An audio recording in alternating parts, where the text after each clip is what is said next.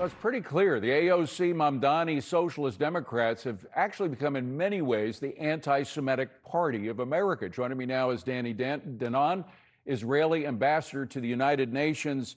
Ambassador, great to see you. We've known each other for years. You know New York City very well. You've had a number of years at different times at the United Nations. What do you make of what's happened in New York? I mean, we just had this jihadist-inspired madman stabbing two people in the Upper West Side of Manhattan. You're hearing more anti-Semitic rhetoric coming out, not just from the crazies, but from the mayor himself. If it's not directly from, I know he said he condemns the attack. Yes, he had to say that, but you know a lot of his rhetoric from the past is at the very least anti-Israel and at worst anti-Semitic.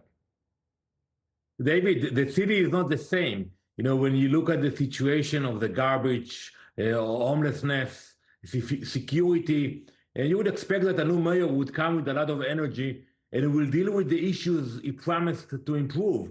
What he's doing is exactly the opposite. He's dealing with topics that he shouldn't deal with, inciting, spreading blood libels against the ally of the United States. And trying to arrest your prime minister, trying illegally to arrest your prime minister. What do you make of that? He cannot arrest anyone. He's a clown. You know that. It's baseless. He wants to get attention. He wants to distract the attention from his failures. And he's speaking on Prime Minister Netanyahu. There is no legal claim. The U.S. is not part of the ICC. Everyone knows that. It's a game, it's a show, but it's a dangerous game. Yeah. Because look what happened yesterday. Few hours after we spread another video against Israel, against the Jewish communities, Jews were attacked on the Upper West Side of Manhattan.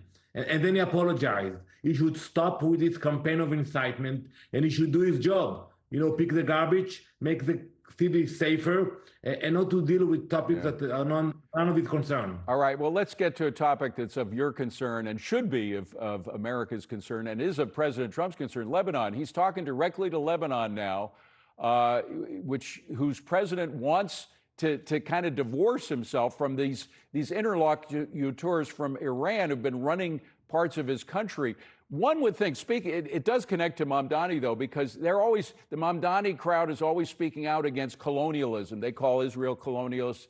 But isn't it colonialist when a country 1,000 miles away from Lebanon is controlling it, or at least parts of it? I mean, if they're against colonialism, they should be in favor of a deal directly with the Lebanese leaders, right? Finally, we are seeing a leadership in Lebanon that is willing to take control over Lebanon. They are willing to confront Hezbollah and to push Iran out of Lebanon. And we are seeing forces in Europe and in the US who are trying to allow Hezbollah to stay in the game. I cannot understand it. And if we're speaking about the mayor, you know, a few days ago, we sent his commissioner to meet with the Iranian ambassador to the UN. I don't understand why the mayor should meet anyone from Iran while American troops are fighting this.